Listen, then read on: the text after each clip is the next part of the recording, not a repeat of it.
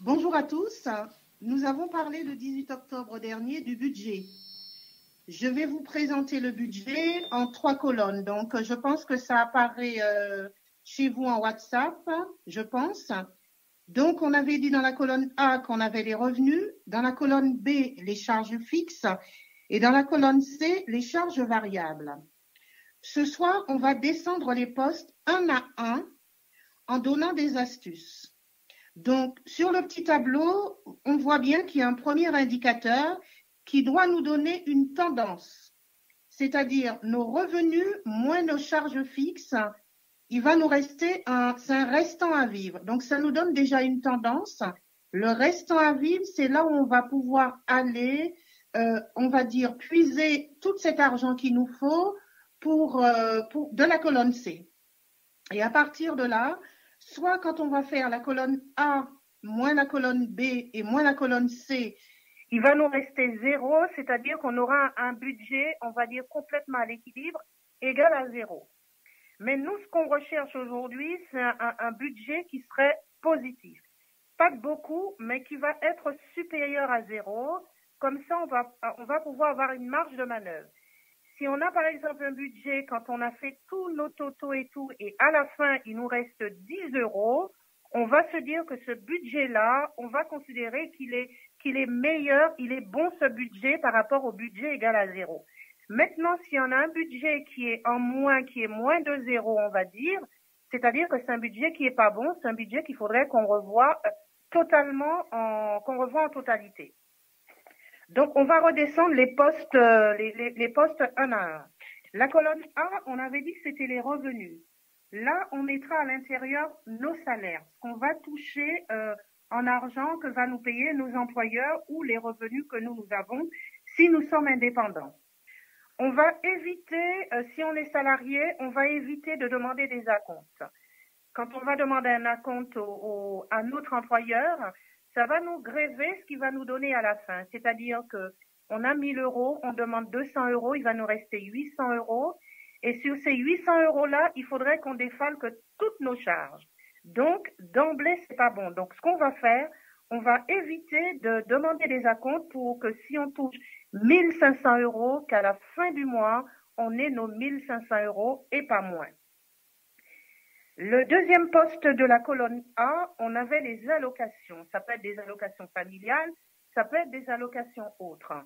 Même les allocations familiales, on va les mettre dans les revenus parce que c'est dessus qu'on va pouvoir faire toutes nos dépenses. Et on a aussi les autres revenus, si on a reçu de l'argent de quelqu'un, si on a fait un travail pour quelqu'un, si on avait quelque chose qu'on a vendu. Donc tout ça, ça va rentrer dans les autres revenus. C'est très important que tout ce que nous aurons comme rentrée d'argent, nous le mettons dans ce poste-là, dans la colonne A. C'est très important que tout ce que nous allons rentrer en argent, nous allons le mettre dans la colonne A, qui est la colonne des revenus, qui est la colonne c'est de là où on va prendre tout cet argent et qu'on va dispatcher un peu dans tous les autres postes.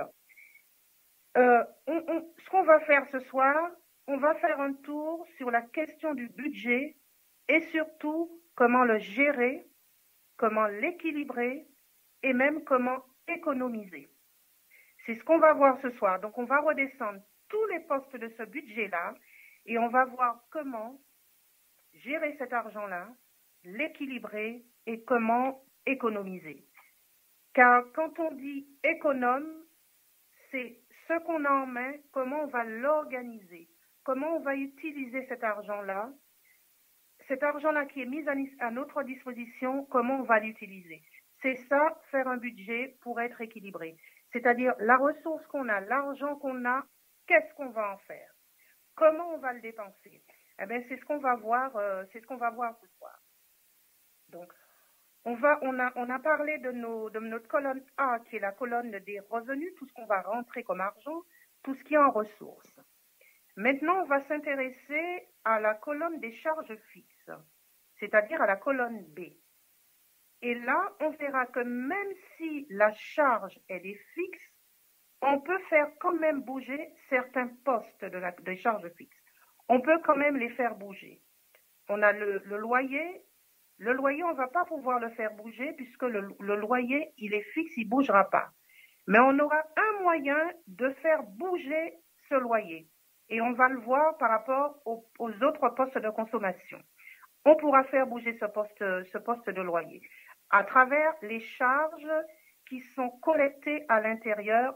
On va pouvoir le faire bouger à travers un remboursement de trop versé de charges. On verra ça plus tard.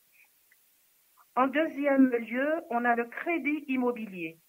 Ça, c'est pour ceux qui ont un crédit immobilier. Si on a un crédit immobilier et on se trouve un peu engorgé, endetté, on n'a pas assez de marge de manœuvre pour pouvoir avoir du souffle dans son budget, ce qu'on va faire, on va voir avec son organisme financier si on peut diminuer les mensualités, c'est-à-dire on va prolonger la durée et on va diminuer les mensualités, ce qui va nous laisser du souffle. Ou sinon, on peut renégocier son crédit avec un taux d'intérêt plus bas. Tout ça, c'est si on a un crédit immobilier, on peut aller voir son banquier ou sinon son organisme de crédit en lui demandant de baisser les mensualités parce qu'on est un peu engorgé, submergé, ou sinon de baisser les taux de crédit, de renégocier son taux de crédit. Ça se fait. Pour ce poste-là. S'il y a des questions, vous me les poserez après. Dans l'assurance logement, cette assurance logement-là qui est obligatoire, on peut voir les divers organismes, les banques proposent des assurances et tout, voir ça. Ce qu'on va faire avec ce poste d'assurance logement, on va demander à être mensualisé, ce qui va permettre qu'on ne va pas payer tout d'un coup. On ne va pas payer tout d'un coup. On va les payer mois par mois, ce qui va alléger notre budget. Si on veut équilibrer son budget, c'est ce qu'il faut faire, il faut tout mensualiser.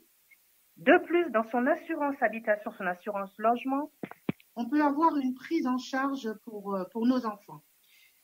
Ça, il faudrait vérifier son contrat d'assurance habitation pour voir à l'intérieur si nos enfants sont couverts. Si les enfants sont couverts à travers cette assurance habitation, il ne faut pas prendre d'assurance scolaire qui va faire un doublon, c'est-à-dire on va payer 2 fois. Donc ça, il faut être attentif à ça. Il faut regarder, peut-être pas pour cette année scolaire-là, mais pour les autres à venir, le contrat d'assurance habitation qu'on a, est-ce qu'on a une couverture pour nos enfants à l'intérieur? Ça, il faudrait le vérifier parce que des fois, on paye divers assurances et ça fait doublon ou triple des fois. La taxe d'habitation, on sait qu'aujourd'hui, la majeure partie des foyers fiscaux ne payent plus de taxe d'habitation. Il y en a d'autres qui payent une partie. Même la partie qui va rester, parce que bon, c'est 20% qui va rester et tout, à payer encore sur les 2 années à venir de la taxe d'habitation, il faudrait quand même mensualiser, on va dire, cette taxe d'habitation.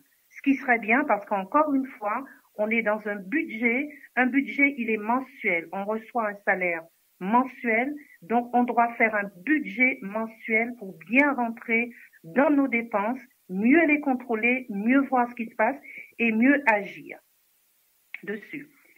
Donc, on passe au poste crédit à la consommation. Ça, c'est un point très important parce que souvent, quand le budget est déséquilibré, c'est parce qu'il y a des crédits à la consommation et peut-être trop. Ce qu'il faut faire, première chose à faire, essayer de regrouper tous ces crédits-là en un seul crédit et baisser les mensualités. Ça, quand on n'a qu'un seul crédit, on peut mieux gérer, mieux voir, mieux appréhender s'il y a quelque chose qui se passe. On fait baisser les mensualités, ça va donner du souffle. On peut aussi voir avec sa banque, faire un crédit au niveau de sa banque et rembourser tous ces crédits à la consommation parce que souvent, les taux de crédit à la consommation sont exorbitants. Un taux de 17%, même si des fois vous avez des taux de pourcentage d'appel qui sont faibles, passé à la 2e année ou plus loin, le taux remonte à 15-17%. Donc c'est énorme, 17% à payer de frais. Donc ça, il faudrait absolument ce poste de crédit à la consommation, qu'on se penche dessus, qu'on le gère, qu'on puisse avoir qu'une seule mensualité pour tous nos crédits à la consommation. C'est un poste à faire très attention Et si on arrive à pouvoir se dire qu'on dégage, on va voir l'épargne tout à l'heure, un peu d'épargne, on peut ce poste de crédit à la consommation le baisser au maximum ou arriver au fil du temps à le supprimer. Parce que je pense que c'est un poste qui pose beaucoup de problèmes dans les budgets actuels. On va passer au poste d'électricité maintenant. Bien que la charge d'électricité soit une charge fixe, on peut la faire bouger aussi dans le bon sens. On va prendre la télé qui reste en veille en permanence. Cette veille, c'est de la consommation. Donc, c'est de l'argent. Donc, ce qu'il faudrait faire et tout, c'est d'acheter une multiprise, de brancher la télé dessus. Une fois qu'on a arrêté de regarder la télé, on n'est plus là, on n'est plus à la maison, on éteint. Garder une télé en veille, non, c'est une consommation. Pour nos ampoules électriques, ce qu'on peut faire, on a des ampoules peut-être qui sont consommateurs de beaucoup d'électricité. On peut les changer en mettant des ampoules à basse consommation, des LED qui sont plus durables. Une chose importante pour l'électricité, pour les portables, on a tendance à laisser le chargeur sur la prise, même si le portable est chargé. Chose à ne pas faire. Le portable, même s'il est chargé, on a une consommation électrique puisqu'on a un lien entre la prise électrique et le portable. C'était comme si c'était en veille. Exactement la même chose pour les ordinateurs qu'on laisse en veille. On peut aussi les éteindre parce que c'est de la consommation électrique aussi. Et qui dit consommation, dit dépense, dit argent. Et ceux-là, on va les jeter par la fenêtre directement puisque ce n'est pas une consommation réelle. Les appareils électriques qu'on a, qui peuvent ne pas rester en veille, on va dire genre une cafetière électrique et tout. On peut éteindre la cafetière, on n'a pas besoin qu'elle soit en veille tout le temps.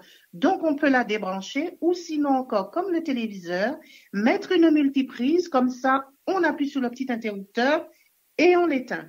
Comme ça, on fait des économies d'énergie et des économies dans notre porte-monnaie. Donc, on va pouvoir, nos charges fixes, on va pouvoir quand même pouvoir intervenir dessus puisqu'on a des leviers. Donc, on met ces leviers, on a des leviers à notre disposition. Donc, on va les utiliser. En ce qui concerne le congélateur, il faudrait qu'on veille à ce qu'il n'y ait pas trop de givre.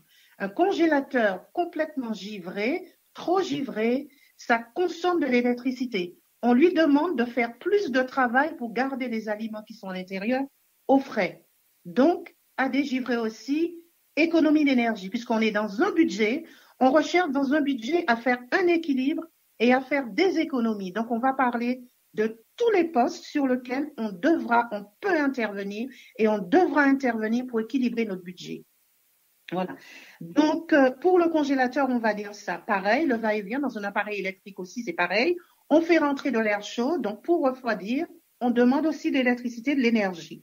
Donc, ça, il faut absolument faire attention à tout ce qui est électrique dans la maison. Voir, est-ce qu'on a besoin d'autant? Est-ce qu'on laisse en veille? Est-ce qu'on éteint? Comment on fait? On doit examiner toutes les pièces de la maison, toutes nos utilisations de la maison. En ce qui concerne le poste électricité, on peut aussi demander la mensualisation, ce qui va nous permettre en mensualisation, encore une fois, de revenir dans le budget et de se dire, voilà, mon électricité, c'est 20, c'est 30 euros par mois, je le paye. En faisant des économies à la fin, j'aurai un remboursement si j'ai trop versé, parce que entre-temps, j'aurai fait des économies avec mon électricité. On va passer à l'eau maintenant. L'eau, il y a plusieurs choses sont à faire pour économiser l'eau, bien que compris dans le loyer. C'est ce que je voulais vous dire tout à l'heure quand je parlais du loyer. On peut aussi faire baisser son loyer, on va dire, à travers les charges de fonctionnement mensuelles. L'eau, on va pouvoir intervenir sur l'eau, mais on va dire à grande échelle. Ça, c'est un secteur sur lequel on va pouvoir tout faire pour économiser. Donc, c'est-à-dire, au lieu d'avoir un rappel de charge à la fin de l'année sur sa quittance de loyer, on aura un remboursement de charges, ce qui serait déjà très bien. Donc, on paye mensuellement ces charges, mais on peut réduire notre consommation d'eau. Quand on se brosse les dents, on prend un verre d'eau pour pouvoir se brosser les dents. Même si on prend 3 verres d'eau pour se brosser les dents, on utilisera toujours moins d'eau que de laisser couler l'eau. Parce que le seul fait de laisser couler de l'eau, 1 minute d'eau qu'on laisse couler, c'est 12 litres d'eau qui s'en vont. Donc ça, si on prend 3 verres d'eau, même 4 verres d'eau pour se brosser les dents, on utilisera toujours moins d'eau que de laisser couler le robinet durant tout le temps du brossage des dents. Ça, c'est très important. Et ça, il y en a beaucoup qui le font. Nous le faisons tous ça. Donc, à ce niveau-là, changeons nos habitudes. Changeons nos habitudes, faisons des économies, équilibrons notre budget. En ce qui concerne la douche, on ne laisse pas couler la douche on ne laisse pas couler l'eau quand on prend sa douche. On se mouille, on se frotte et on se rince. Laissez couler l'eau durant le temps qu'on prend sa douche, qu'on se frotte. Il y a 30 litres d'eau minimum qui partent dans les égouts. Et je vais vous dire par expérience, durant une longue coupure d'eau en Martinique, je me suis rendu compte qu'avec 1,5 litre à 3 litres d'eau, on pouvait facilement prendre une douche. Donc, c'est possible. Autre chose sur l'eau, surtout quand on va prendre la douche. Souvent, on attend que l'eau chaude arrive. Toute cette eau qui tombe avant que l'eau chaude arrive, ça passe aussi dans les canalisations. Ce qu'on peut faire par rapport à ça, soit on change la petite tête du robinet. Si on ne peut pas, c'est simple. On prend une bassine, on fait couler toute cette eau à l'intérieur. Comme ça, on ne perd pas d'eau. On va rapprocher de tout ça en même temps de cette eau-là. On va parler de WC en même temps. La bassine d'eau qu'on va récupérer en attendant l'eau chaude et l'eau froide, on peut dans les toilettes verser ces eaux-là si on a fait, par exemple, un pipi. Parce qu'une chasse d'eau, tirer une chasse d'eau pour un pipi, c'est 10 litres d'eau. Donc ça, on peut aussi jouer sur ça. La douche, le fait que l'eau chaude n'arrive pas à temps, nous permet, avec cette eau-là, de pouvoir agir sous les WC. Donc, tout est relié à la maison. Donc, un poste entraîne un poste soulage un poste. On va continuer dans l'eau parce que c'est là où on peut faire énormément de choses. Pour la machine à laver, on ne fait pas tourner une machine à laver à la demi, sauf si on a un programme demi. On fait tourner une machine à laver pleine, avec un programme éco s'il faut. On n'a pas besoin de faire une lessive à 90 à chaque fois. Ce n'est pas demandé. Un vêtement, c'est pas trop sale, ce genre de choses. Sauf cas exceptionnel, on fait du 90, mais autrement, on fait un lavage éco. Si on charge la machine, on fait de l'économie d'eau et on fait de l'économie d'électricité. Donc, on joue sur 2 postes. On joue sur le poste électricité, on joue sur le poste eau, en chargeant bien sa machine, en mettant économique, en ne lavant pas à 90 ses vêtements. On a pareil pour le sèche-linge. Si on a un sèche-linge, on fait exactement la même chose. Sèche-linge chargé au minimum, à un minimum de pression. Sinon, on privilégie le séchage au grand air. Économie d'énergie parce qu'on n'a pas utilisé le sèche-linge. Donc, meilleur moyen, meilleure source d'énergie, c'est de faire sécher son linge à l'air libre. On va prendre le poste lave-vaisselle. C'est exactement la même chose avec le lave-vaisselle. On remplit le lave-vaisselle à sa contenance. On fait un programme économique, pas besoin de mettre au maximum l'électricité. La vaisselle qu'on va faire à la main. Astuce, soit on remplit les 2 bacs, on a 2 bacs, on les remplit. Sinon, on prend 2 bassines, une pour le lavage, une pour le rinçage. On fait des économies d'eau à ce moment-là. Parce que le fait de laisser couler le robinet sans que ça soit dans le bac, l'eau passe directement dans la tuyauterie, eh bien, on perd de l'eau, on perd énormément d'eau. Et l'eau, ça coûte cher, ça va se répercuter sur notre facture de loyer pour ceux qui ont l'eau dans la facture de loyer, ça va répercuter dessus et on aura un surplus de charges à payer à la fin de l'année. Donc, faisons très attention à ça. On a parlé déjà des WC, ce qu'on peut faire dans les WC et tout, c'est-à-dire ce qu'on peut faire dans le réservoir, parce qu'un réservoir de WC, c'est 10 litres d'eau, 8 et 10 litres d'eau. Ce qu'on peut faire en astuce, c'est remplir une bouteille d'1 litre d'eau ou d'1 litre et demi d'eau, le mettre dans le réservoir. Si on le met dans le réservoir et tout, au lieu que ça prenne 8 litres, 10 litres, ça prendra que 3 litres ou 5 litres. 5 litres maximum. Donc ça, on peut jouer sur ça. Ou sinon, on achète une petite éco-plaquette. Mais comme là, on est dans le mode économique, on va simplement prendre une bouteille d'1 litre d'eau, on va le remplir, on le met dans le contenant du WC, dans le réservoir du WC. Comme ça, l'astuce est faite, on dépensera moins d'eau. On va passer au gaz. Si on se réchauffe au gaz ou on a une chaudière individuelle, on peut mettre le chauffage à bonne température. À bonne température, pas trop chaude. Sinon, on peut éteindre le chauffage quand on n'est pas présent. On part travailler, on n'a pas besoin de chauffer la maison. Ou sinon, mettre le chauffage au minimum pour garder un peu de chaud dans la maison. Voilà. Mais on n'est pas obligé de laisser le chauffage au maximum. Pensons à faire tous ces petits gestes chaque jour et ce sont des petits gestes qui vont nous ramener. Pareil, en pleine nuit, on éteint, si on est très frileux, on met un peu de chauffage dans la chambre. Maintenant, si on n'est pas frileux et on peut agir sur le thermostat des radiateurs, on se prend une bonne couette et on n'a pas besoin de mettre le chauffage à fond. Donc là encore, on peut agir dessus. On vient sur la cuisson, par exemple, on va dire des aliments. Quand on fait cuire à manger que ça soit sur une plaque ou l'électricité ou une vitrocéramique, ce que c'est, on veille à utiliser les récipients, on va dire, les marmites, les casseroles, avec le bon diamètre, qu'il n'y ait pas de perdition de feu à côté. Parce que tout ça, c'est important. On est dans un budget, on est dans un équilibre, on est dans une économie, donc on doit penser à tout ça.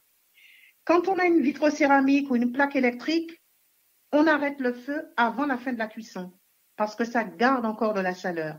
Si on laisse le feu allumé jusqu'au bout, on est obligé d'enlever la marmite parce que l'aliment est cuit, donc on a des perditions de chaleur et d'énergie. Donc ça, on doit veiller à tout ça. En ce qui concerne le crédit voiture, puisqu'on est en train de descendre les postes, le crédit voiture, posséder ou pas une voiture, c'est un choix, c'est le choix de chacun. Mais quand même, il faut se poser la question, ai-je besoin d'une voiture tout le temps? Si oui, d'accord, on en a besoin tout le temps.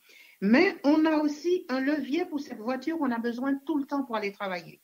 Soit parce qu'on est loin de la gare, donc on peut déposer sa voiture à la gare et aller travailler, soit on est obligé de partir avec.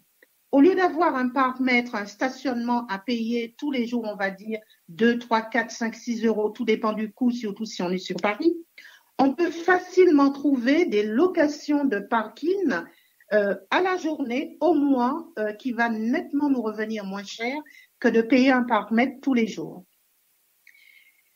Pour la voiture, si la réponse est non, on n'a pas besoin d'une voiture pour pouvoir sortir tous les jours, donc là, dans ce cas-là, on va dépenser de l'argent pour rien parce qu'il va falloir assurer la voiture, il va falloir le mettre dans un garage ou un parking, il va falloir de l'essence, il va falloir l'entretenir. Donc là, quand on a matière de budget, il faut se poser la question, est-ce que cette voiture, combien de fois j'en ai besoin dans la semaine, dans le mois, dans l'année? Et de faire son choix par rapport à ça. L'assurance voiture maintenant, si on possède une voiture, il faut évaluer son utilisation de la voiture. Est-ce qu'on a besoin de la voiture tous les jours? Est-ce qu'on la prend que le week-end? Est-ce qu'on la prend une fois par mois ou on la roule que durant les grandes vacances ou quand on prend des vacances? Plusieurs choses selon son utilisation. Soit avec votre assureur, vous voyez petit trajet, petit parcours, donc l'assurance est différente parce que vous n'avez pas les mêmes risques. Voilà. Vous n'avez pas les mêmes risques, donc vous faites ça. Ou sinon, une assurance au kilomètre par rapport au nombre de kilomètres que vous allez faire. Donc là, en matière d'assurance, vous avez ces leviers-là pour lesquels vous pouvez intervenir. Le tout, c'est de voir votre assurance ou de voir des assureurs ou d'autres assurances, voir ce qu'ils vous proposent selon vos besoins. Parce que souvent aujourd'hui, on a des produits qui ne sont pas adaptés à nous. C'est à nous d'aller chercher les produits qui nous sont adaptés. Puisqu'on a le choix, on peut le faire, donc faisons-le. On a le post-transport en commun qu'on paye, bien sûr. Donc, les transports en commun, c'est vrai que je l'ai mis dans le budget, mais les transports en commun sont pour ceux qui travaillent à 50%, puisque 50% est pris en charge par l'employeur. Moi, je trouve que c'est le meilleur moyen de transport qu'il faut privilégier parce que là, on a moins de dépenses. Avec un pass, avec un coupon de voyage pour le mois, on peut partir de 0 heure à 6 heures du matin sans problème et à faire tout ce qu'on a envie de faire.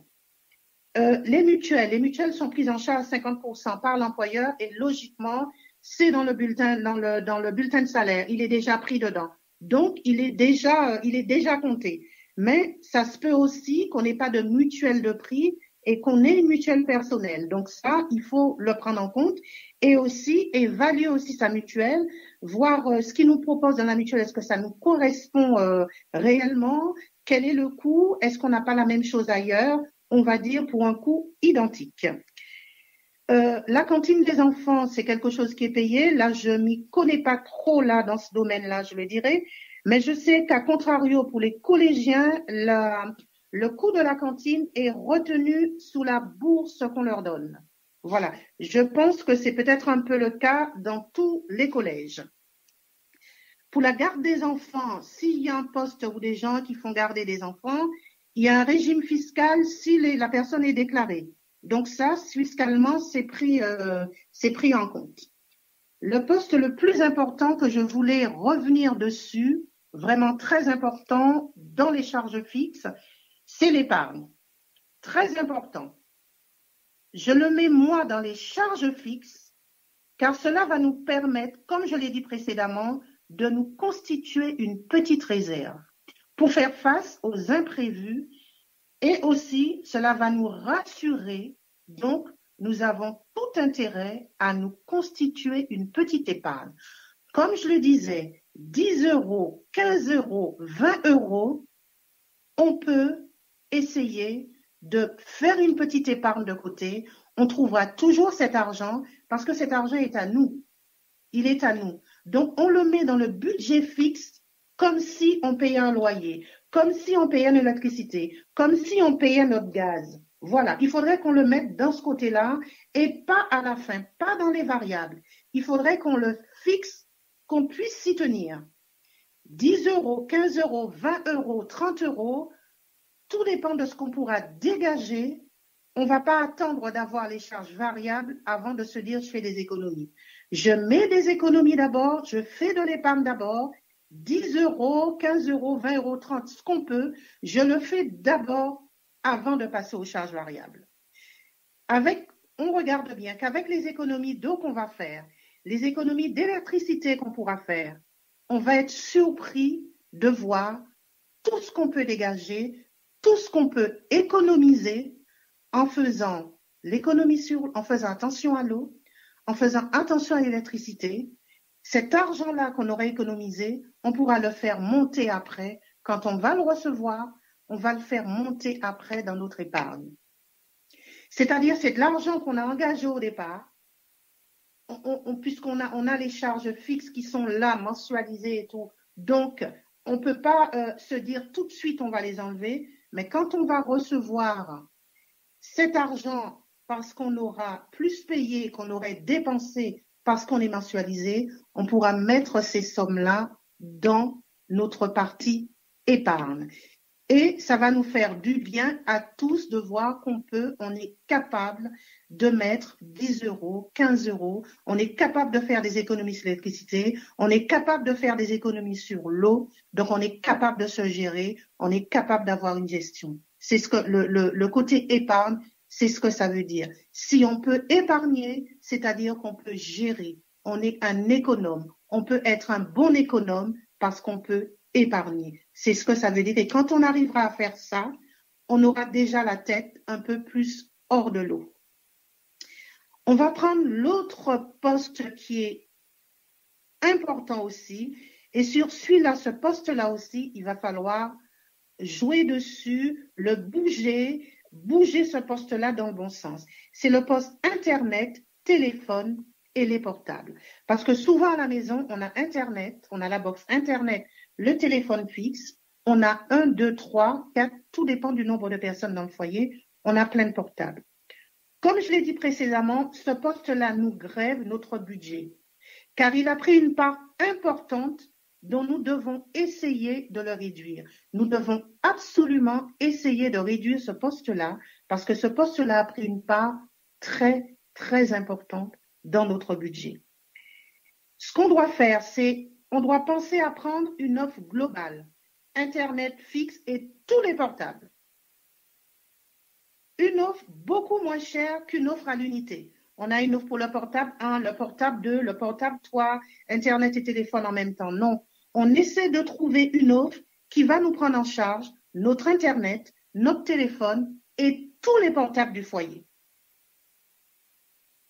Il faut voir avec les opérateurs, notre opérateur principalement, ce qu'il peut nous proposer. S'il ne peut pas nous proposer quelque chose qui va rentrer dans nos budgets qu'on veut, admettons qu'on dépensait 100 € pour ce poste-là, et je trouve que c'est beaucoup, on veut dépenser que 80, que 70 €, on va chercher un opérateur qui va pouvoir nous faire rentrer tous ces forfaits-là pour les 70 €. Un exemple, hein, pour les 70 € que nous voulons. Maintenant, si tout ça, ça nous coûte 50 € et on sait qu'on peut avoir tout ça pour 30 €, on va chercher l'opérateur qui va nous proposer l'Internet, le téléphone fixe et les portables du foyer pour 50 ou pour 30 €.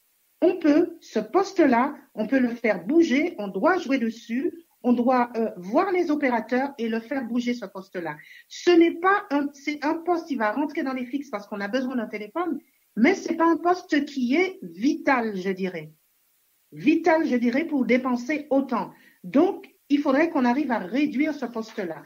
Donc, attelons-nous à pouvoir réduire ce poste-là. Maintenant, on va passer à la partie des charges variables qu'on avait parlé la dernière fois. Donc, tout ça se trouve dans la colonne C. Les charges variables sont dans la colonne C. On va dire que autant que les charges fixes sont prélevées ou payées par chèque, autant pour les charges variables, nous pouvons tout gérer. On peut gérer les charges variables. On peut beaucoup jouer dessus. Là, comme je vous le disais avant dans cette partie, nous avons les plus grandes marges de manœuvre. Certaines charges fixes peuvent être revues à la baisse, mais les variables, on peut beaucoup jouer, beaucoup faire bouger les variables. On va prendre l'alimentation. On a beaucoup d'astuces pour bien s'alimenter, réduire ses dépenses et surtout ne pas faire de gaspillage. Ce qu'on doit faire, on doit se donner un budget pour les courses selon nos besoins. On doit se donner un budget. L'astuce, on va faire nos courses une fois par semaine. On fait une liste et chose très importante, on va faire des courses avec des espèces. Très important. Cela évitera que l'on passe en caisse avec des choses dont on n'a pas besoin. Parce qu'on va sortir la carte bancaire, automatiquement, c'est une carte de crédit. Donc, elle va fonctionner. Vous n'avez pas 200 € sur votre compte, vous achetez pour 200 €, 300 €, la carte, elle va passer, c'est une carte de crédit. Elle passera. Tandis que si vous savez que vous n'avez que 200 € sur votre compte, vous en prenez 100 ou même 200 si vous voulez faire vos courses, vous savez que vous n'allez pas dépasser les 200. Vous vous interdirez de dépasser les 200. Vous allez faire la liste, vous allez faire vos totaux pour vous dire, voilà, j'ai acheté ça, mais j'arrive à mon quota, je m'arrête là. La carte bancaire, ce n'est pas la même chose. Donc, quand nous faisons nos courses, évitons les cartes bancaires. Prenons des espèces pour faire nos courses. Faisons nos courses une fois par semaine. En plus de ça, faisons une liste de ce qu'on va acheter. On fait d'abord un tour dans ses placards, dans son garde-manger.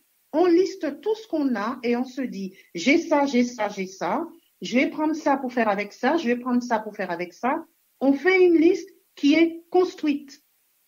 On ne part pas avec un caddie qu'on remplit, qu'on remplit, qu'on remplit. On se retrouve à la caisse avec plein de choses, un caddie plein, et on n'a pas tout cet argent pour acheter ça.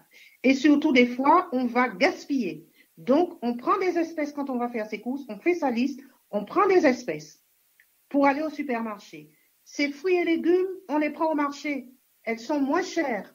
Les fruits et légumes sont moins chers que dans les supermarchés. Donc, on va au marché. Si possible, la meilleure des choses qu'on peut faire, et c'est ludique, comme je l'avais précédemment dit, on va à la cueillette aux fruits et légumes. On va dans une ferme.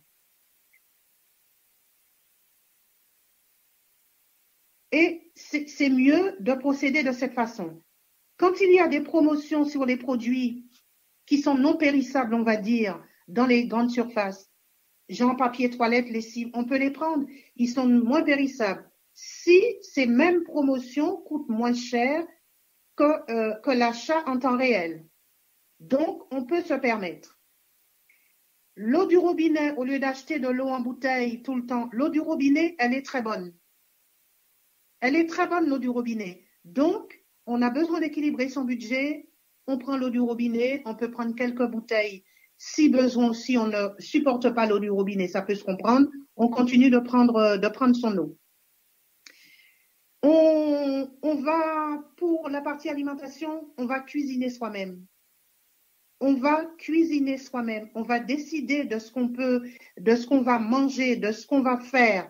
Et pour économiser, pour équilibrer son budget, il est primordial de faire sa cuisine soi-même. On achète un plat cuisiné, il va nous coûter 5, 6, 7 euros. Il n'est pas nourrissant, il y a plein de produits à l'intérieur qui ne sont pas trop bonnes pour la consommation.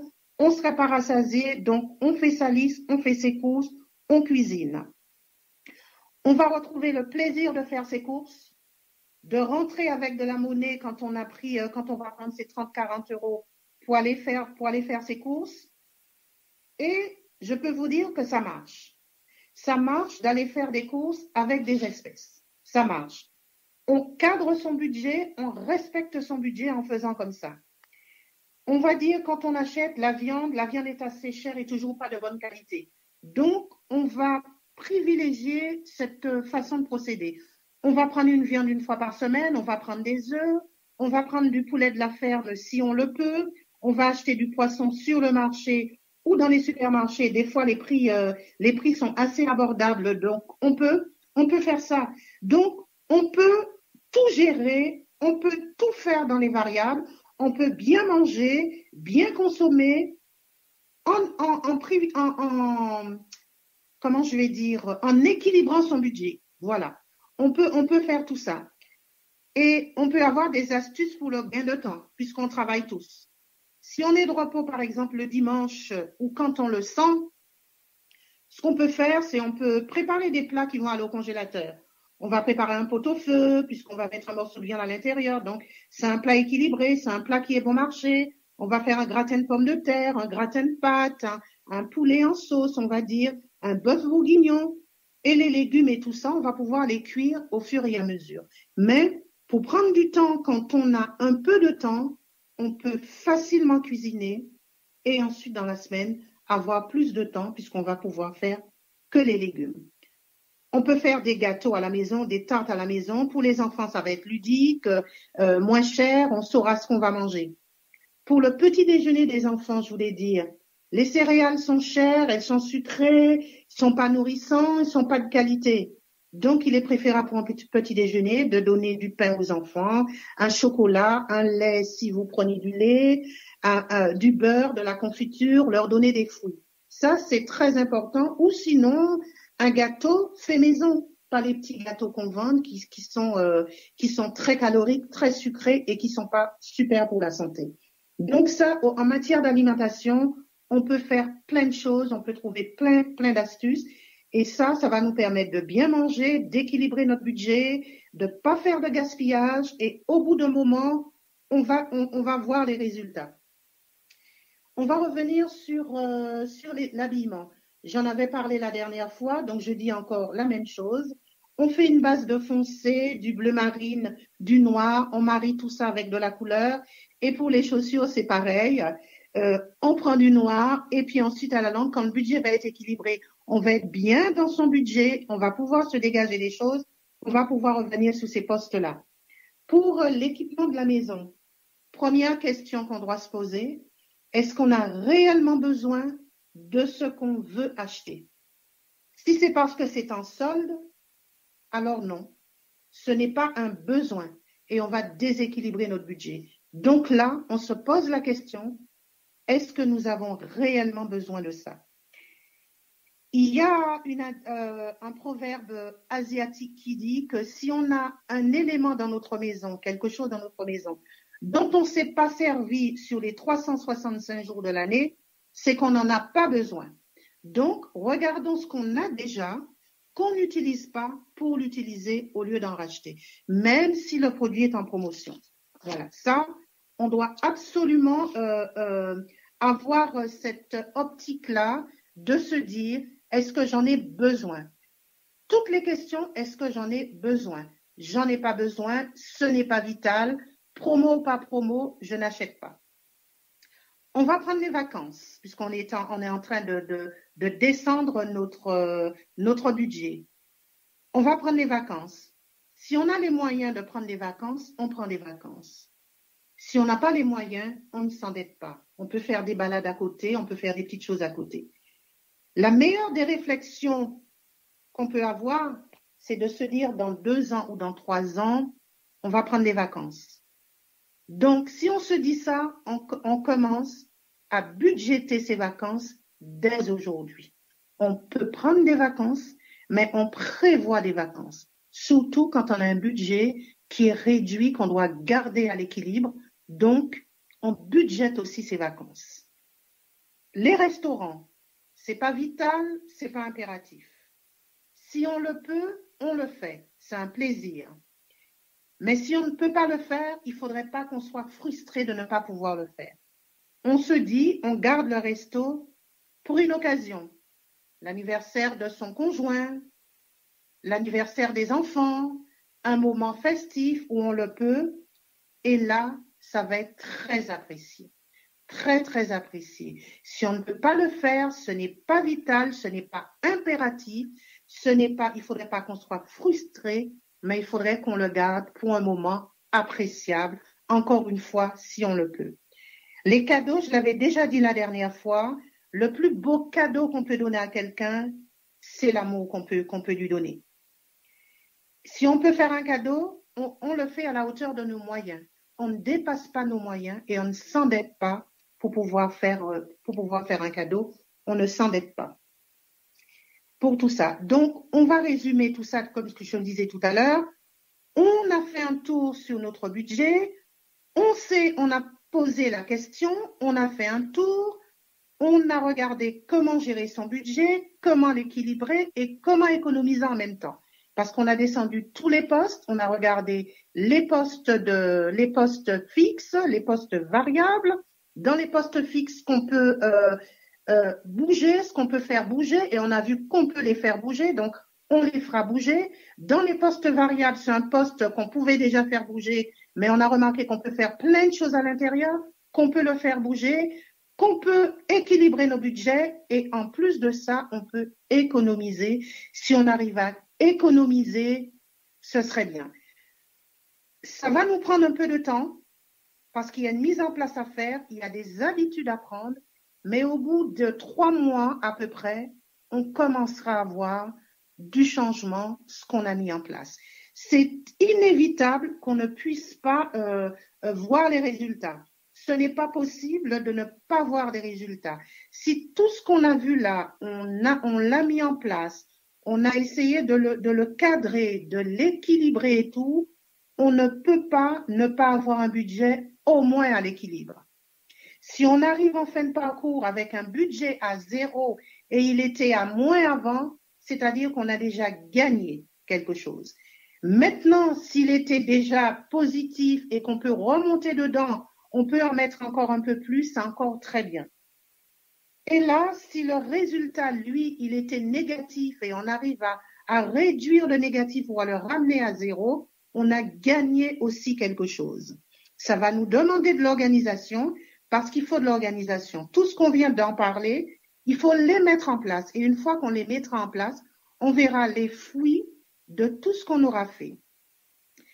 Parce qu'on va dire qu'un bon économe, c'est celui qui organise de manière utile l'argent ou les produits qui sont mis à sa disposition.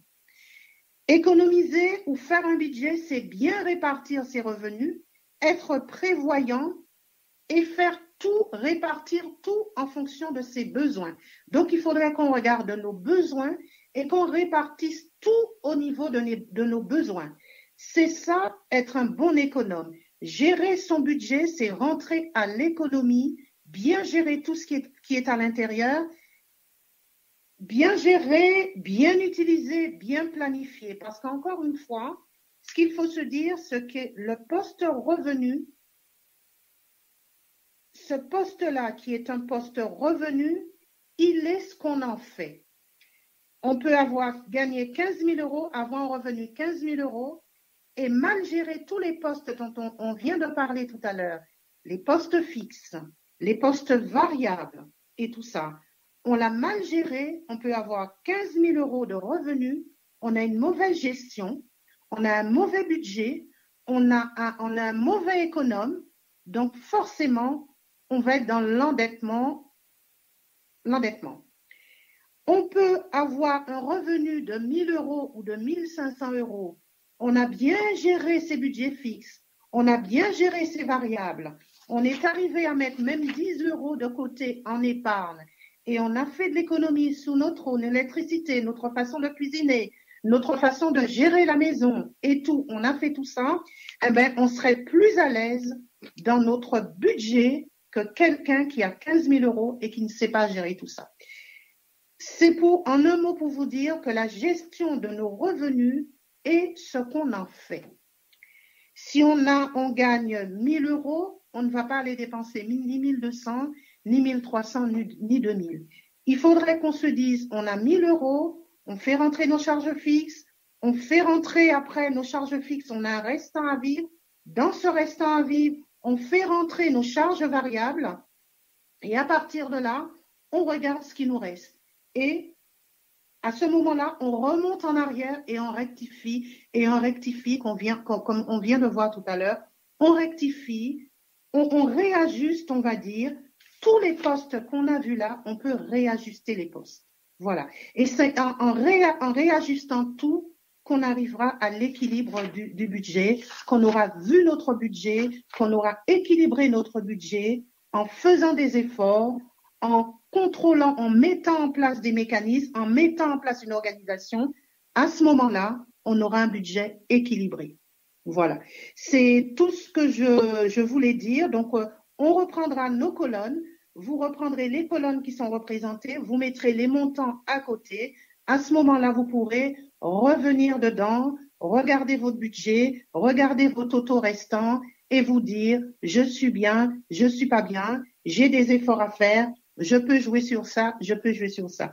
Maintenant, je vous ai donné des astuces pour pouvoir faire votre budget, gérer votre budget, contrôler le budget. Donc là, vous avez maintenant tous les éléments en main pour pouvoir avancer. C'est vrai que vous allez démarrer, il y aura des questions, il y aura des choses à poser, il y aura un effort à faire au départ. Et on va profiter qu'on est à la fin du mois pour pouvoir se dire, voilà, pour le mois de novembre à venir, je fais un budget, je vais dans mon budget, je vais mettre ça en place maintenant. Voilà. Donc, on tombe au bon moment pour faire ça. Et si vous avez des questions où il y a des choses que vous n'avez pas compris, on va se les poser tout à l'heure puisqu'on a encore une petite demi-heure pour les réponses. J'espère que là, je vous ai dit le maximum de choses et j'espère que vous avez compris, que j'ai été quand même assez claire. Si ça ne l'était pas, ben, on se reparle tout à l'heure, on se repose des questions et j'y répondrai avec plaisir. Voilà. Bon, ben écoutez, c'était une heure qui était prévue. Je termine un tout petit peu avant, comme ça vous permettrait d'avoir un peu plus de temps, on va dire 5 minutes, on va dire. Ça vous permettra d'avoir 5 minutes pour les réponses. Eh bien, merci à tous de m'avoir écouté. J'espère avoir été clair. Voilà, merci à tous.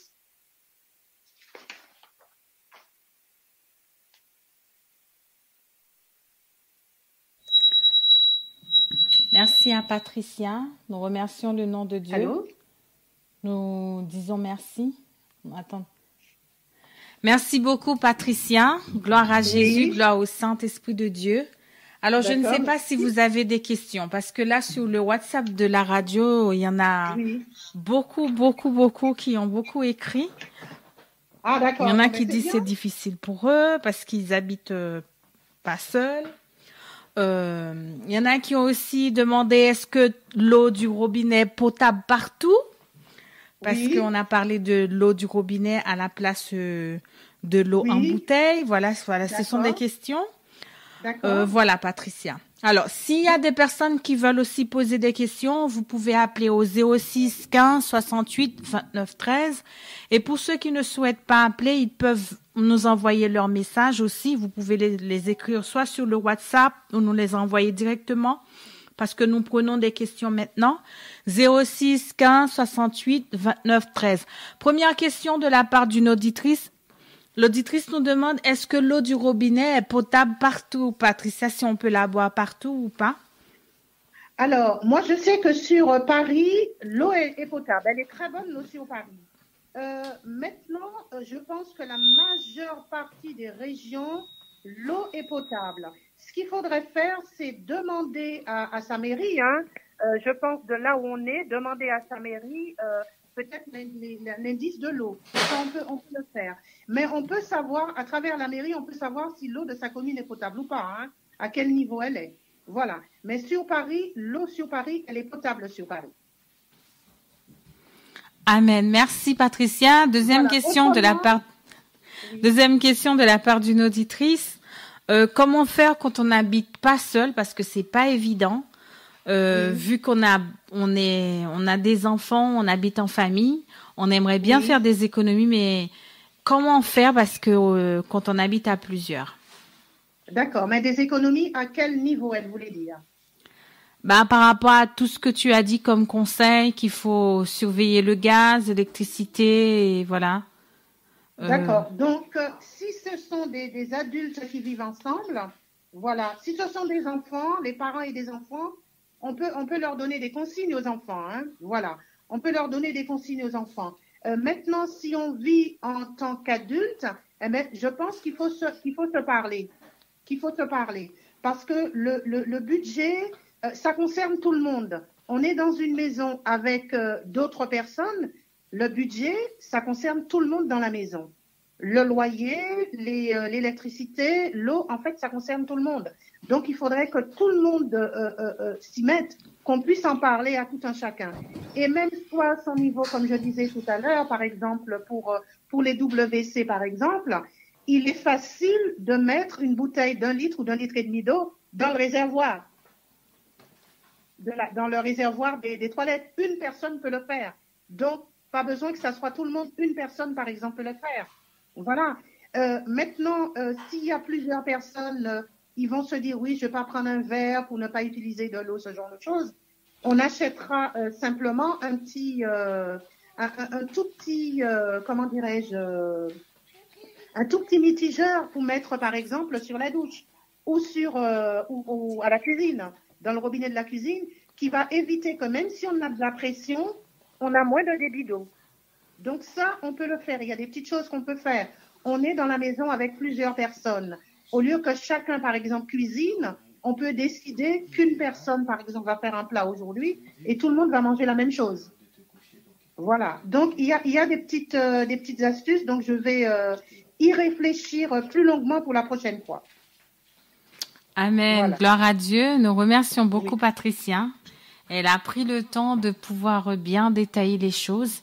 Encore une fois, si vous avez des questions, les 06 15 68 29 13, 06 15 68 29 13 pour ceux qui veulent poser des questions. Moi-même, j'ai pris note. Je remercie beaucoup Patricia. Tout à l'heure, quand elle parlait de faire des économies par rapport au portable, je me suis rendu Oui, compte que j'avais laissé mon chargeur sur oui, la prise. oui, Donc, du coup, je oui, oui, bénis le nom de oui, Dieu, je suis partie l'enlever. C'est vrai tout que à c'est fait. difficile. Il y en a qui vont dire que Oui, oui, c'est difficile pour eux.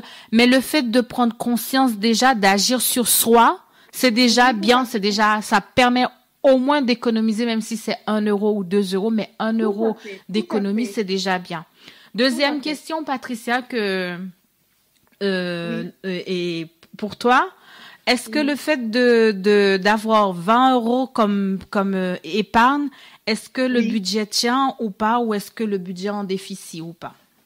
Alors, ce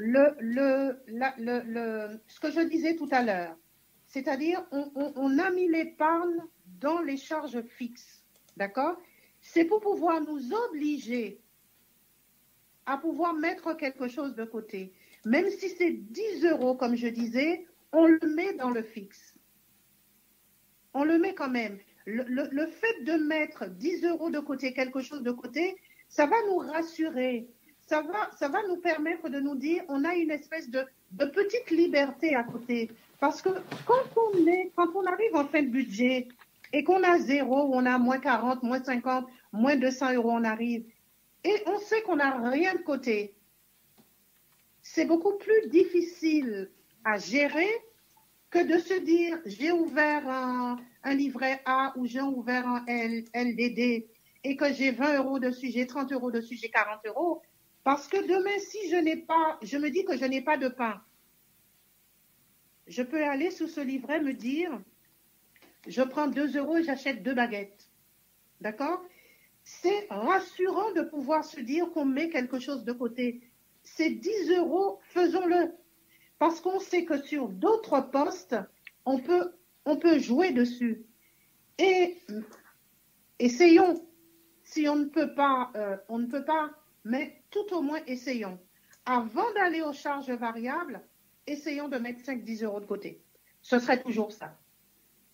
Même si on ne le prend pas pour le mettre sur un compte épargne, on prend par exemple un pot à fleurs qu'on a ou quoi que ce soit, un vase, c'est 5 € ou 10 €, on le met dedans. Et on sait qu'il est là, même si on ne l'a pas mis à la banque. Voilà, on essaie de faire ça. C'est sûr que quand on a un budget qui est déséquilibré, on n'a déjà pas 1 € de côté, on est déjà en négatif, on se dit, comment je vais faire? Mais commençons par exemple à le faire et on verra que ça marche. Comme je disais tout à l'heure, on est en fin de mois, on attaque le mois de novembre. Beaucoup viennent d'avoir un salaire. Allons au distributeur, enlevons 10 € au distributeur. Arrivons à la maison, mettez-le en quelque part dans un coin, oublions-le. C'est un geste à faire, c'est un pas à faire. C'est pas évident quand on n'est pas habitué ou on n'a pas trop de marge de manœuvre, mais essayons de le faire. Essayons juste de le faire. Voilà. C'est un conseil que j'ai à donner. Essayons juste de le faire. Amen. Voilà. Nous remercions beaucoup Voilà. Patricia et Voilà. sachez que vous pouvez, et si vous avez des questions, nous envoyer vos questions ou nous appeler directement au 06 15 68 29 13 pour ceux qui sont à l'étranger, le 336 15 68 29 13 pour écrire à la radio Toisange. Voilà, c'est super important de pouvoir et prendre les notes aussi parce que des fois nous pouvons oublier. Le Oui. fait de... Moi, j'ai noté tout ce que tu as dit tout à l'heure par rapport aux courses, lorsque nous allons faire les courses, que Oui. c'était important de ne pas sortir avec la carte bancaire ou de ne pas prendre Voilà. la carte bancaire parce que ça nous Tout à permet fait. de faire des économies. Tout à fait. Tout à fait. Parce que la carte bancaire, c'est une carte de crédit. Donc, ça vous fait acheter, ça vous permet d'acheter des choses dont vous n'avez pas l'argent pour le faire. Voilà. Et la carte bancaire, c'est un piège en plus de ça. C'est un vrai piège. Donc, pour pouvoir faire ses courses, faire des économies, gérer, parce que là, on parle de gestion. Il faut savoir gérer, il faut pouvoir gérer. Donc, on sait, on prend 40 €, on prend 30 €, on prend 50 €.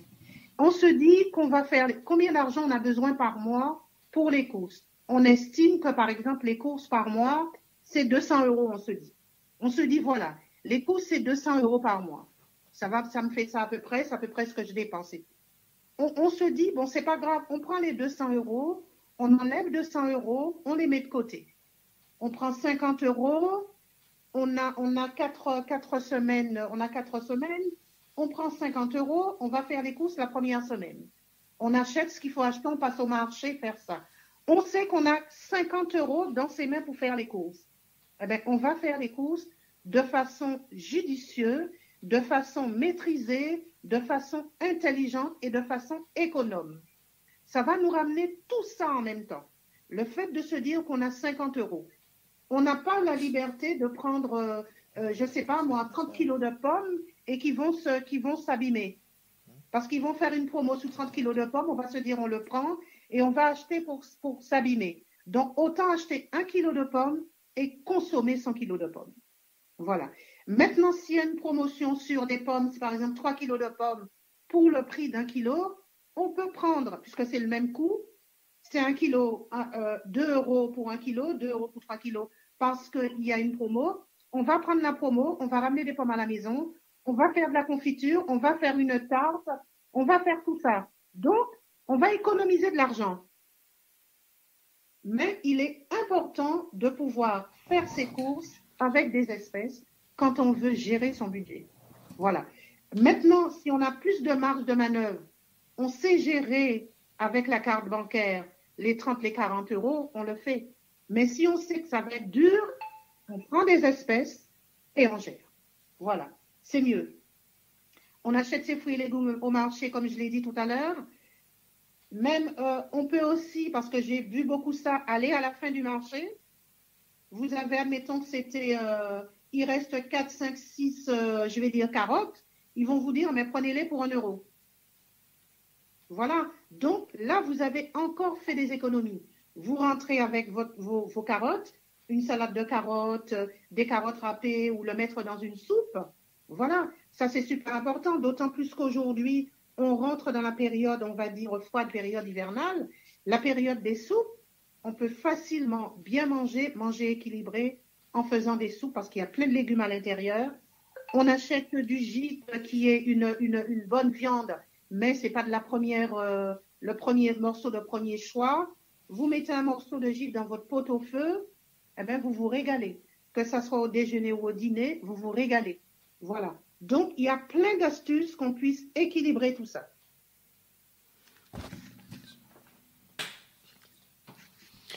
Donc, merci Patricia. Donc, tu as très bien détaillé. Les auditeurs ont vraiment apprécié.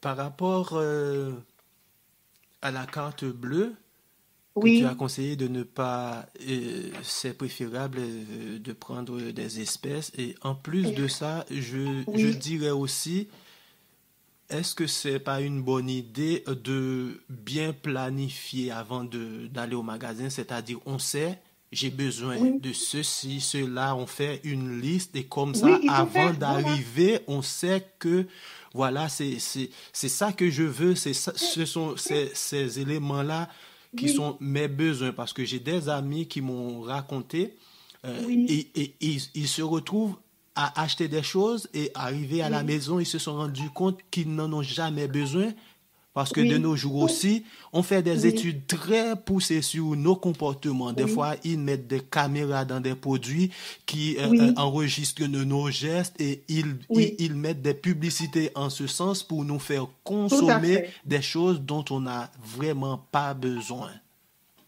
Alors, exactement. Donc, j'ai dit, ce qu'il faut faire en priorité, il faut faire la liste de ce qui se trouve dans les placards, les frigos, les congélateurs, avant de faire les courses.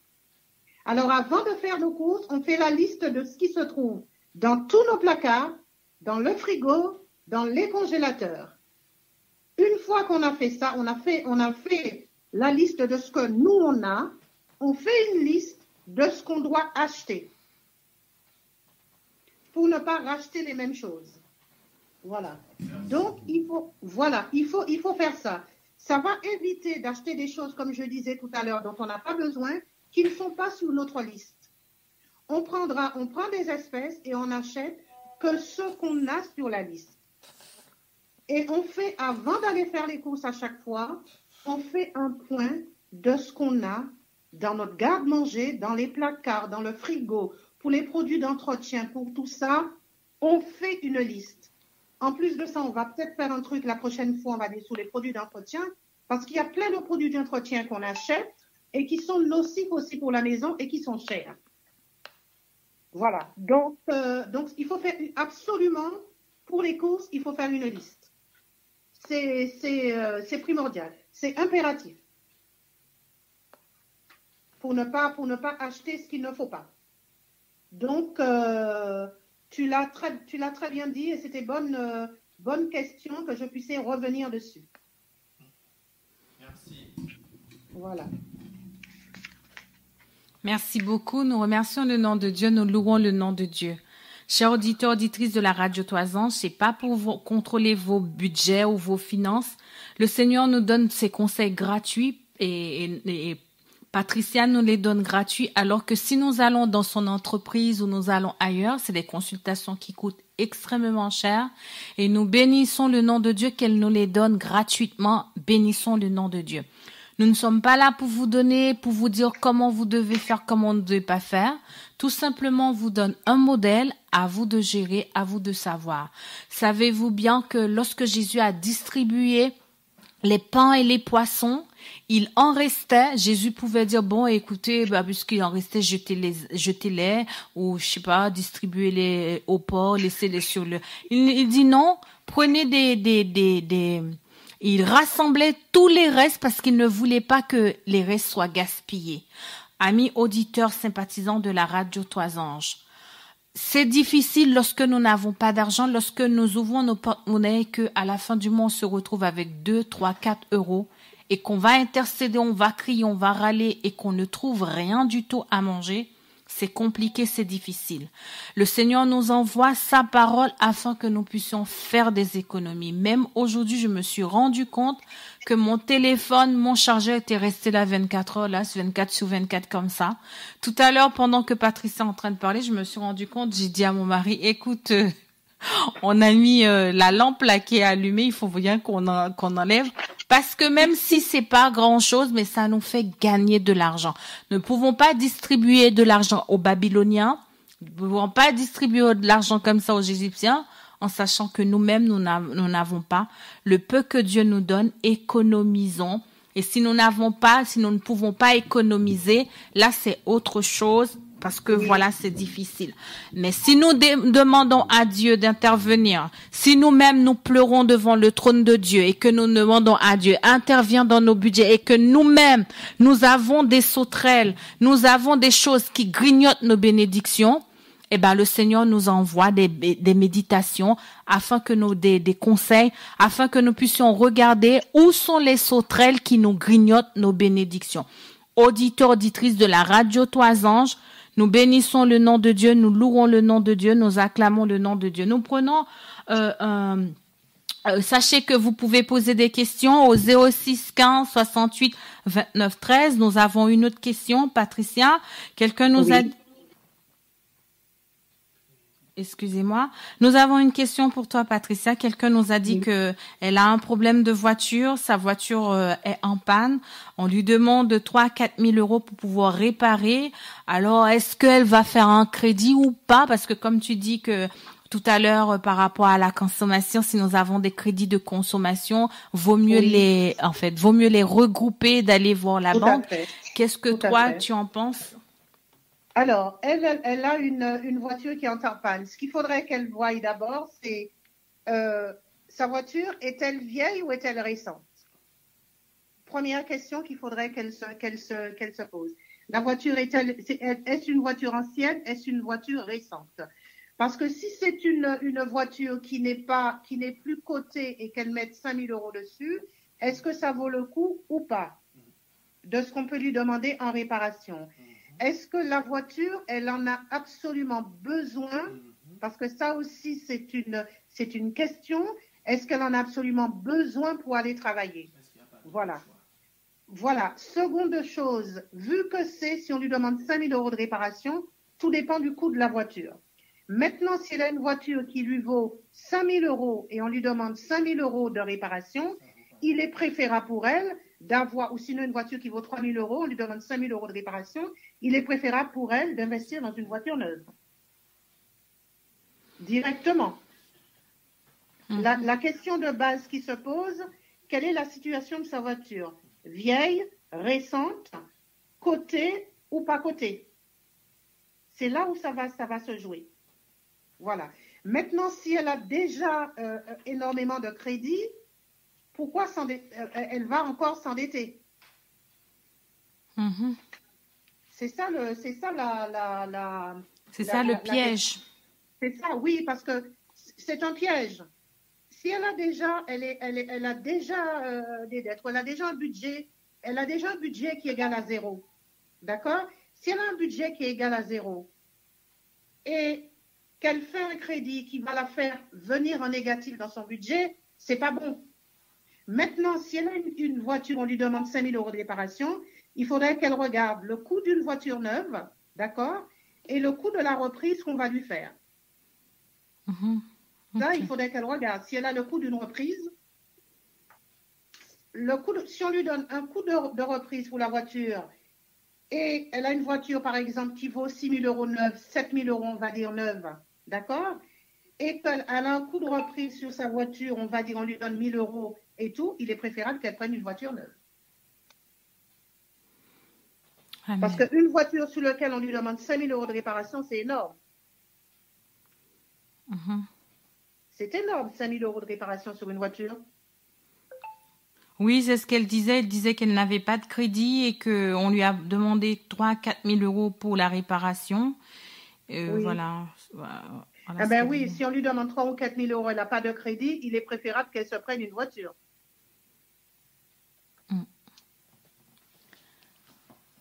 Tout dépend de la marque de sa voiture, de ce que c'est comme voiture, si c'est un gros gabarit, si c'est une petite citadine, tout va dépendre de ça.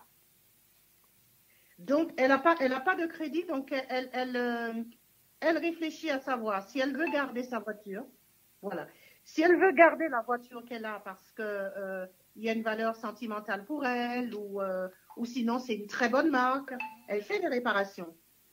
Maintenant, si ça ne tient pas à ça, on lui demande autant pour réparer une voiture. Si c'est une petite citadine et tout, il est peut-être préférable qu'elle en prenne directement une autre.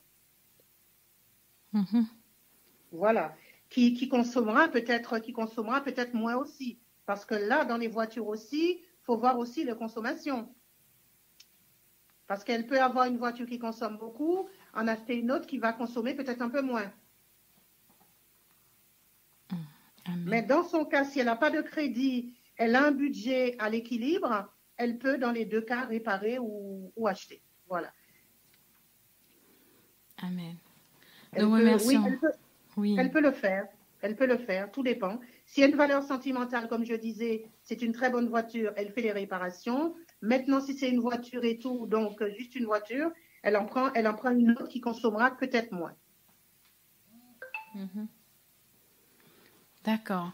Nous remercions beaucoup les auditeurs qui nous envoient beaucoup de messages ce soir par rapport à cette émission. Beaucoup nous ont envoyé des mots pour te remercier, Patricia, pour avoir pris le temps de les expliquer que par rapport au budget, ça les a fait plaisir. Et je tiens vraiment à te remercier aussi et chaque auditeur qui nous a envoyé des messages pour te bénir, pour te dire merci, c'était fort. Et nous remercions le nom de Dieu, nous louons le nom de Jésus-Christ, le Fils du Dieu très haut. Encore une fois, chers auditeurs, auditrices de la Radio Toisange, nous ne sommes pas là pour vous dire, voilà, il faut faire comme ça, comme ça. C'est juste un modèle, à vous de décider, à vous de voir si ça vous convient ou ça vous ne convient pas. Parce que lorsque Dieu envoie sa parole, la parole de Dieu dit, il envoie sa parole pour nous guérir. Et si nous pouvons gratter, nous pouvons faire des économies, quel que soit, même sur la carte bancaire, lorsque nous sortons de ne pas sortir avec la carte bancaire, c'est déjà une bénédiction pour nos porte-monnaies. C'est déjà aussi le fait de pouvoir ne pas laisser le chauffage allumé chez nous lorsque nous ne sommes pas là.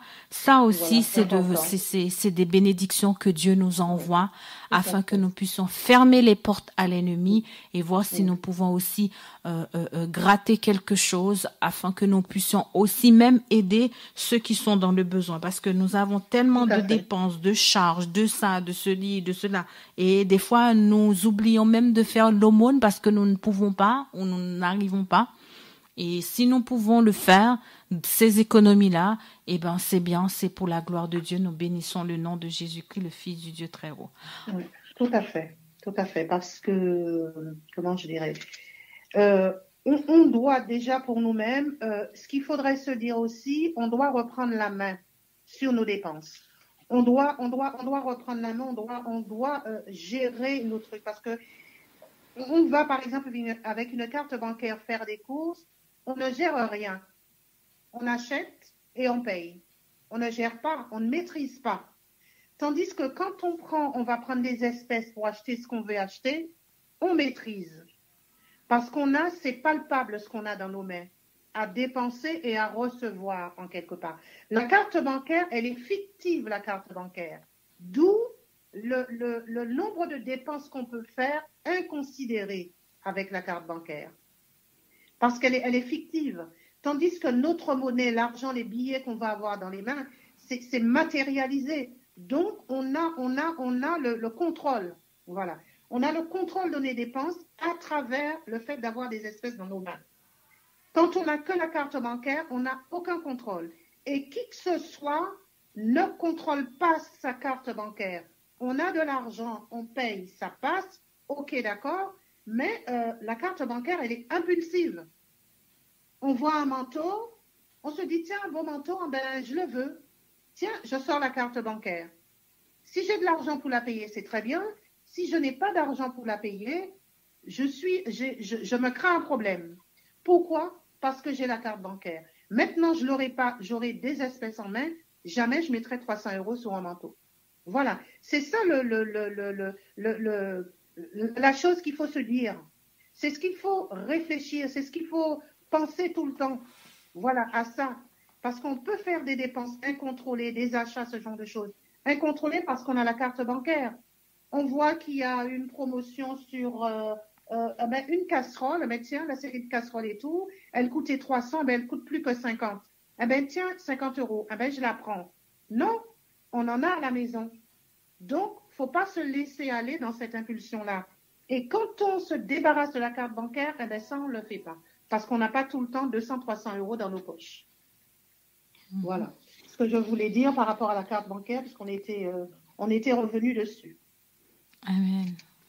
Gloire à Dieu, vraiment gloire à Jésus, gloire au Saint-Esprit de Dieu, qui nous a permis ce soir, en fait, de pouvoir décortiquer, d'aller plus à fond. La fois dernière, c'était le 3e dimanche du mois de octobre.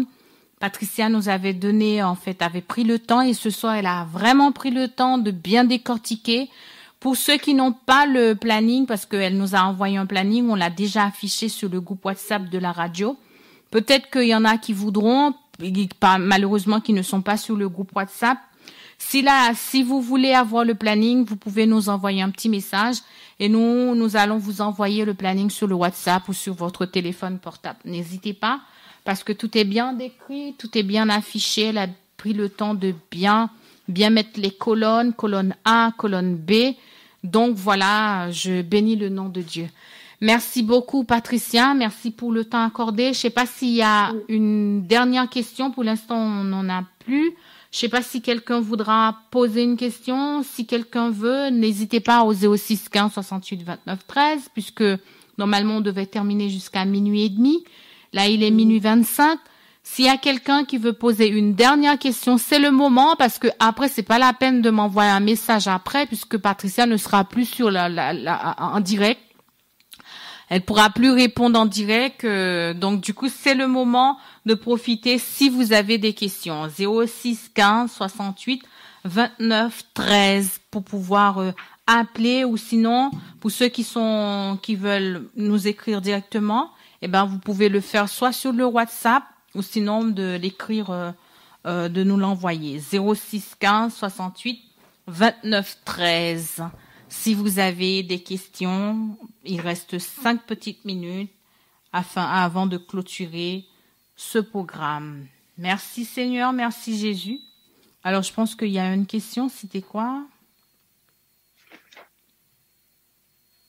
Oui, la question c'est que j'habite avec ma famille et ce n'est pas facile pour moi de... c'est une question qui revient encore. Ce n'est pas facile en fait de pouvoir mettre tout ce que vous avez dit en application. Comment faire pour que je puisse m'en sortir, puisque j'ai déjà expliqué plusieurs fois, mais ça ne rentre pas chez moi. Comment faire? Je ne sais pas si tu arrives à comprendre la question. Oui, j'ai compris ce qu'elle veut me dire. Elle me dit qu'elle vit avec des gens. Elle vit avec des gens. Cette personne vit avec des gens et ne peut pas mettre en application tout ce que j'ai pu dire ce soir. Voilà, d'avoir une solution. Eh ben, la solution que j'aurai pour elle, c'est le dialogue, de leur en parler, qu'elle puisse y arriver, parce que il faudrait au moins que deux, trois personnes avec lesquelles elle vit, voilà, tiennent compte de tout ce qu'on vient de dire là pour faire avancer les choses. Parce que effectivement, si elle est toute seule à en parler et qu'elle a 2, 3 personnes à côté ou 4 qui ne tiennent pas compte, c'est vrai qu'elle ne peut pas mettre les choses en place. Maintenant, il faudrait qu'elle trouve par le dialogue, la discussion, quelqu'un dans le groupe de personnes avec lequel elle pourrait parler et essayer de mettre ça en place. Voilà. Parce que je connais pas, je sais pas avec qui compose cette famille, quelle est la relation, s'ils ont un dialogue ou pas. Parce que ça aussi, c'est important de savoir avec qui on est. Est-ce que les gens sont sensibles à la même chose? Voilà. Peut-être que les gens ne sont pas sensibles. Effectivement, parce que ça me rappelle quand je vivais avec ma famille, mes parents, et quand c'était eux qui payaient, je voyais pas le coût, hein.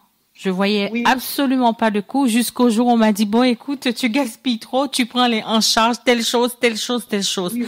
Des fois, c'est vrai que lorsque nous disons aux enfants de ne pas ceci, ne pas faire cela, mais le fait de dire aux enfants de prendre en charge, ça gère beaucoup de choses. Je donne un petit témoignage vite fait. J'ai mon fils de 5 ans. J'achète le gel pour laver les mains, en fait, dans ma salle de bain. Lorsqu'on achète le gel douche, le gel pour laver les mains, une journée, ça se passe. Parce que lui, c'est un plaisir pour lui de mettre ça dans l'eau, de faire des bulles. Et quand tu arrives dans la salle de bain, il n'y a plus de gel. J'ai beau parler, j'ai beau dire, j'ai beau faire, rien à faire. Et puis un jour, une pensée est venue dans ma tête. Je lui dis, bon, écoute, voilà ce qui va se passer. Je vais acheter mon gel, je vais mettre le gel dans la salle de bain. Le jour que tu touches le gel, comme tu as des fois il a des petites cagnottes à la maison, des fois on lui donne des sous, je lui dis, si on te donne des sous, tu gaspilles le gel, tu vas rembourser. Il me dit d'accord. Alors, un jour, on lui a donné des sous, et on lui a donné 10 €, j'ai pris les 10 €, je lui ai dit, je mets les 10 € de côté, quand tu auras besoin, tu me dis. Et puis j'achète mon gel, il l'a fait, voilà, il n'a pas écouté, hein, il a pris le gel, il fait ses affaires. Et je l'appelle, je lui dis, bon, écoute, Gabriel, tu te rappelles, je t'avais dit, le jour que tu gaspilles le gel, qu'est-ce qui va se passer pour toi? Il m'a dit oui, j'ai dit, bon, voilà, tes 10 € là, on va au magasin, on va prendre le prix du gel, tu vas voir combien ça coûte. Et donc, voilà, je vais pouvoir enlever cette partie-là de ton argent. Je peux vous dire, chers auditeurs, auditrices de la radio Toison, jusqu'à aujourd'hui, j'ai plus de problème de gel dans ma salle de bain. Parce que tout simplement, il a 5 ans, il a bien compris que les 5 €, les 10 € qu'on lui a donné, j'ai enlevé 5 € par rapport à mon gel. Il a compris ça parce que voilà, ça s'est intégré et entré dans la tête. Donc du coup, c'était la technique que j'avais trouvée et ça a fonctionné pour moi. Ça veut pas dire que ça va fonctionner pour vous. En tout cas, à vous de trouver des astuces, de prier afin que Dieu puisse vous montrer comment faire, comment mettre les choses en place. En tout cas, voilà. Voilà, parce que moi, ce que je voulais dire, c'est quand on a des enfants ou des gens à la maison, il faut responsabiliser tout un chacun. Parce que Gabriel a été responsabilisé. Donc, il a compris que en gaspillant, il allait perdre de l'argent de côté. Il allait perdre de son argent, de ses économies, de ses économies que tu lui avais mis de côté. Donc, il faut responsabiliser tout un chacun. Que ce soit enfant, adulte, il faudrait que chacun se sente responsable. Voilà. Et c'est comme ça, mais c'est le message que j'ai pour l'auditrice, de lui dire qu'il faudrait que les gens chez elle soient responsabilisés. S'ils ne sont pas responsabilisés, jamais ils vont obéir et arriver aux choses. Il faut les responsabiliser. Voilà. Amen. Gloire à Dieu. Merci beaucoup, Patricia, pour le temps que tu nous as accordé.